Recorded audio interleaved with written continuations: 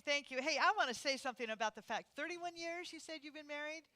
38. Holy cow, Charlie, we've got some work to do. We just celebrated our 28th wedding anniversary last week. So we have a goal, and people have asked us, how have you been together so long? Because we've actually been together for 31 years, and I say humor, patience, and the willingness to grow. I keep a sense of humor, and I am very patient, and when something needs to change, Charlie grows. Happy wife, happy life. You know how it works. All right. If this is your first time or you're not used to hearing some of the words that we use, the languaging we use, science of mind and spirit, religious science, then I'm just going to give you a quick little primer about that. So, no, we're not Scientology. We are a part of what we call New Thought, which is a large umbrella that includes Course in Miracles, divine science, religious science, agape, universal foundation for better living. It includes all of these different metaphysical, positive faith teachings in which we can apply practical spirituality to our lives in order to live in a more productive, positive, happy, healthy, whole way. Makes sense, right? And so our mothership is called Center for Spiritual Living, CSL. And we call ourselves the Church of Religious Science, North Hollywood Church of Religious Science, a oneness center for spiritual living. And because I know some people also look at that and go, church, I can't go to a church. So we actually at some point will be shifting our focus onto that label of a oneness center. We will be the North Hollywood Oneness Center. So what is the science of mind? What is religious science? Quickly, religious science is a correlation of the laws of science, opinions of philosophy, and revelations of religion applied to human needs and the aspirations of humanity. Now that was written by Ernest Holmes, who was the founder of this teaching. And it borrows, as he wrote, the revelations of religion borrows from a lot of different paths, whether it is about science or whether it might be about philosophy. But you will see some Eastern influences, whether it be Buddhism or Islam or Hinduism or I can't say it. Somebody say it for me. Thank you. Okay.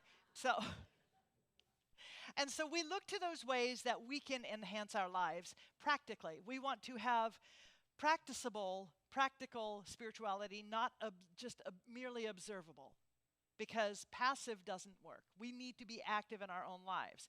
Now, he also wrote this: one cannot be a good student of the science of mind who is filled with fear and confusion. Uh-oh. He must keep himself in a state of equilibrium, in a state of poise, peace, and confidence. Or she must keep themselves in a state of equilibrium, in a state of poise, peace, and confidence, in a state of spiritual understanding. And Ernest wrote more. By spiritual understanding, it is not meant anything strange or unnatural, but merely that the belief in goodness must be greater than any apparent manifestation of its opposite. It is the science of faith we are seeking to uncover, a definite technique that will conduct our minds through a process of thought, if necessary, to that place which the sublime minds of all ages have reached by direct intuition. In other words, we have direct contact with that divine. We do not need to go to someone else or something else in order to establish a bridge to intuition, a channel for information. This is direct. It is immediate, and it is absolutely the truth of who we are. So we look at the idea of God as a God of presence, not a God of personality. That God is that infinite loving presence that surrounds and fills us, and that what is true about this presence is true about us. And that means we do not have a belief, we do not place power in anything that would be opposite to this idea of wholeness, that we call God. With me so far? Okay, so in other words, it's not God and something else, God and a devil, God and evil. We can choose to live in limited ways. We can choose to participate in activities or do things to other people or observe things in the world which absolutely appear as so separate from God and so unkind, unloving, and yes, let's use the word evil. But understand that that is a choice of behavior. That is a choice of activity. That is not the nature of God. So we seek to know that God is that presence whose center is everywhere, including in you and me and all other beings, all life, and whose circumference is nowhere. Now, I wish I could take credit for that, but the earliest source I can find for that particular quote is St. Augustine, but it also has been claimed by about a dozen other people over time, so I'll claim it too. So I don't want to go down the rabbit hole of the correlation of laws of science, opinions of philosophy, revelations of religion, blah, blah, blah. I want to spend our time today in the realm of our daily life and how to use one or two spiritual tools. So my idea today is that I'm speaking about our spiritual toolkit, and I'm going to revisit this over the next several months because I know that there are a lot of tools that we have within us that we often are not aware of. We don't give you anything here. I mean, well, okay, no, we give you a lot here. We provide the opportunity to come together in community. We provide the opportunity to learn, to grow, and to work with each other, and to reveal the greater truth and the greater joy that is your divine nature. But I am not your channel to God. Nobody here is. You are your imminent, immediate connection to infinite spirit. That is your channel. That is your truth. My role here is as a mentor. My role here is as a sponsor, as someone who might be able to shine some light, or as you've heard me say many times, the job of a minister is to comfort the afflicted and to afflict the comfortable. I hope to do that today. So, years ago when I was in my first class here, and it was called Foundations of the Science of Mind, and we had an assignment to create something that we would present at the end of the class, and at that point I think the class was probably 12 or 13 weeks long, that would represent the journey that we had taken, that the growth that we had experienced as a result of being in this study and beginning to look at spiritual tools, beginning to look at the gifts we have within and how to develop those gifts, that awareness of who we are as divine beings, and to grow into a place of joy, of peace. So I remember I wrote a song. It was titled Shine, and there was a line in it about wandering around not knowing what to do or who to be or how to be, and So I asked the sun, shining so bright in the sky, how did you ever get to be so high? And the sun said, shine, just shine. So that's what my song was about. It was about shining through the clouds of fear and doubt that we might see around us, or we might experience, or we might observe in the world. But there were also some really interesting things. Some people painted pictures. People strove to go beyond their comfort zones. Amy sang a song. Yes, you did. I remember that. And we worked together because I accompanied her. And this was beyond her comfort zone. You sang Fever, right? Yeah, oh, it's something cool. Yeah. June Christie song? Yeah, June Christie. Wow. But people did stuff, created stuff that they dreamed of doing all their lives, and that were different, whether it's singing a song, painting a picture, creating poetry, whatever that thing was. And one person I remember, and you were in that class too, weren't you, Carol? Yeah, I think we were in that together.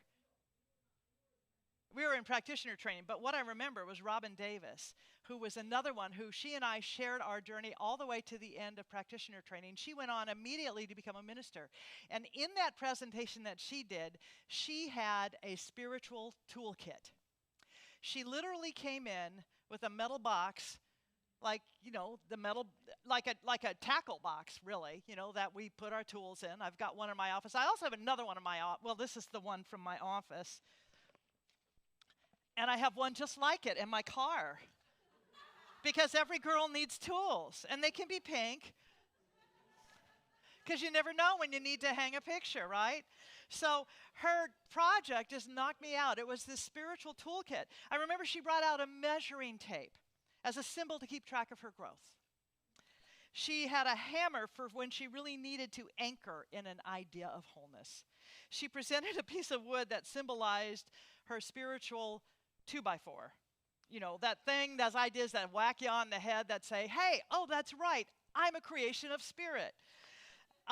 So this idea of a spiritual toolkit has been dancing around me all week because I knew I'd be talking about it. And I don't remember clearly if she did this or not, but I thought, what is the tool that I need the most? And so something came to me.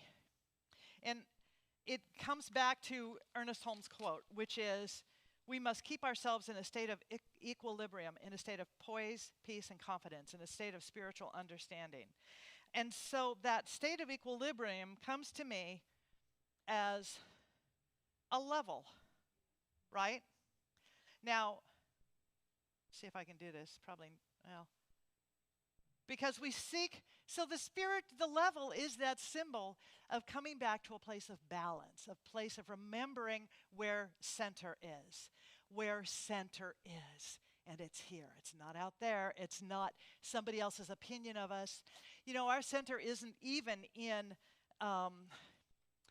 the news, walking in a demonstration, which I know a lot of us did yesterday. It's, you know, a level is that thing that we use to make sure you're not hanging a mirror or a picture crooked or off center, right? And that's where I am today, because I know that each of us has within us the tool to bring ourselves back to center, because we want to live our lives with dominion and with purpose. Because when we are out of dominion of our thinking, of our feelings, of our path, then we are also off purpose. And we get out of balance. And no matter your journey, I'm certain that there are times when you are thrown off balance or you are thrown off center by things that happen either within you or out in the world. Yeah? Okay. So I'm going to take a wild guess here. I'm going to say a lot of us are challenged by how much fear seems to be circulating in our world.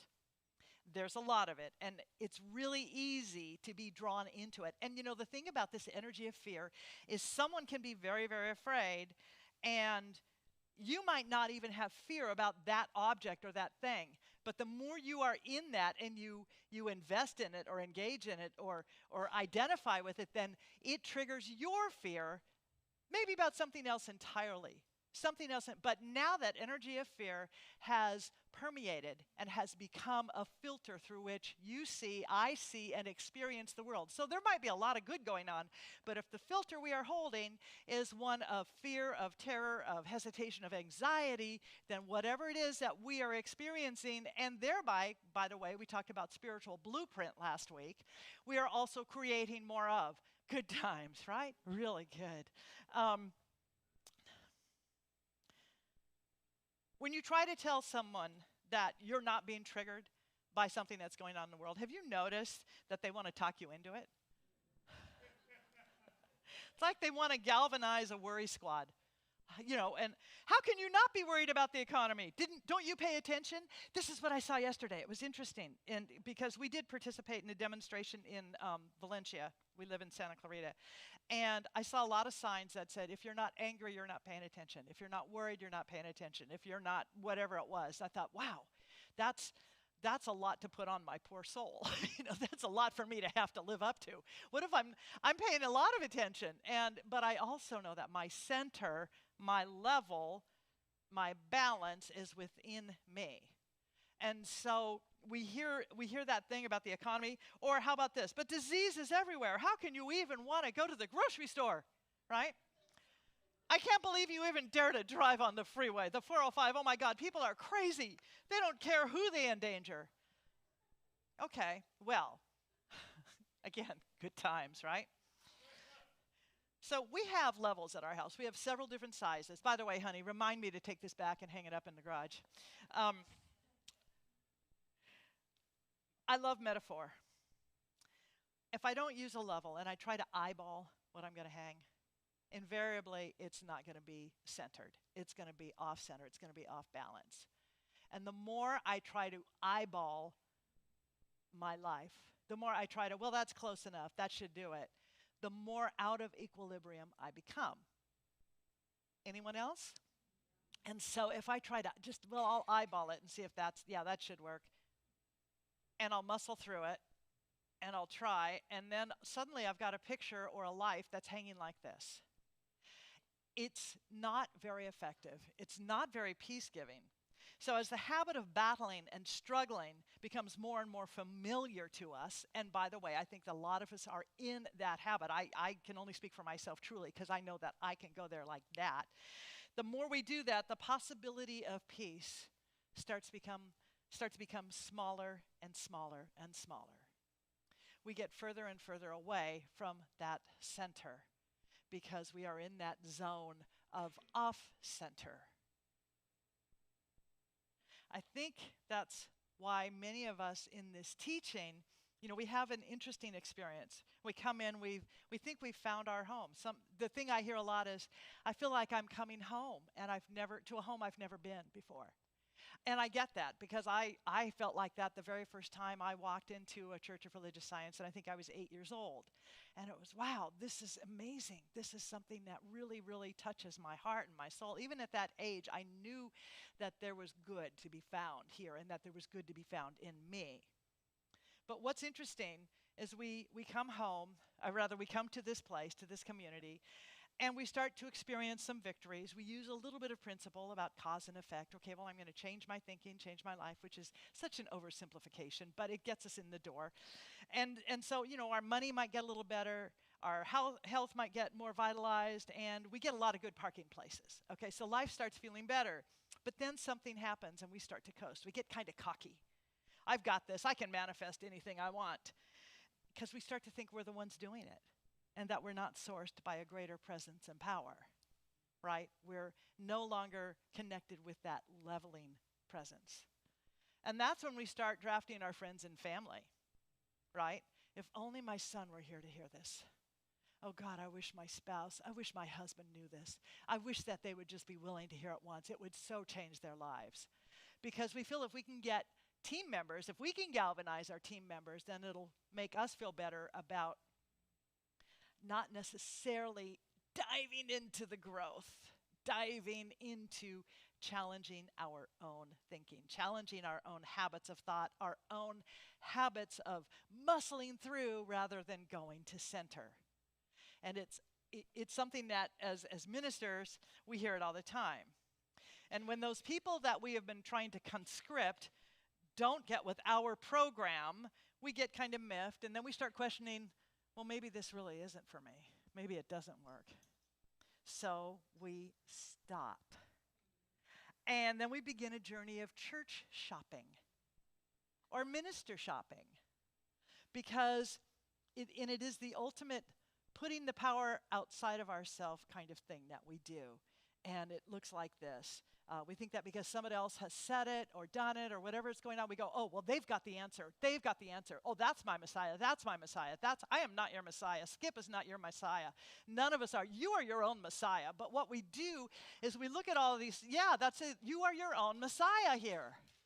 But what we do is we look at these people and we say, well, yeah, I'm going there because that's really going to get me. And I've had people call me and write me and say, that affirmation you used, I think that would work for me and my health and my money and all of that. So what was it again? As if I have done some sort of, a few weeks ago we talked about the words abracadabra. And it's not about that. It's the feeling tone and the faith that we are building and cultivating and bringing into our spiritual practice, right? And that takes work. It takes growth. So another thing that can happen is we go, well, I must be in the right place. This is really wonderful. And then we hear gossip. Oh, did you hear about her? Did you hear about him? I heard that if we are looking for ways to distract, we will find them. If we are looking for ways to distract, we will find those ways. Now, here's the thing about your spiritual journey. It's your journey. It's your journey. That's all that matters. And the only thing that matters in that is your desire to form a greater connection with that within you, so that you are so directly and imminently connected to the deep sacred wisdom within you that you follow that you are not putting any of us up on a pedestal. I don't like heights. Do not put me or Skip or any of us on a pedestal, because you are the one who needs to, who gets to, who has the ability, the capacity, and the gift to go within. Now, that going within can look differently for different people. And what levels me, what balances me, there are two parts to this. And the first one that brings me back to center is to remember to breathe. When we breathe, it is our deepest, most immediate connection to God, to spirit, to life, whatever your name is for that which is within you and surrounding, fill you. It is that which sources us. Everyone take a deep breath. And as you release it, just feel it go through your body.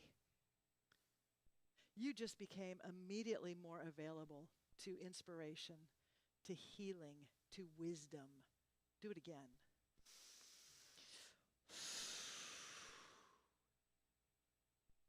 When we do that, it's as if we have enacted the level within us, so that that little ball of liquid comes right to center and puts us exactly where we need to be, which is centered in the presence, the infinite activity and love of God, of spirit, of joy. Once we have done that, there's another aspect that we get to call in, and it is that which absolutely empowers us and gives us the most immediate way to connect with God. When we activate a sense of gratitude for just being able to take that breath, we are available. And we can be grateful in any circumstance, whether it's abject pain and terror. There's gratitude for being able to recognize I'm in abject pain and terror. There's gratitude for breathing. There's gratitude for that which has happened before me. God bless the broken road, has brought me to a place of being able to breathe and to absolutely call in an idea that I am blessed. I am the living activity of the living Spirit of God.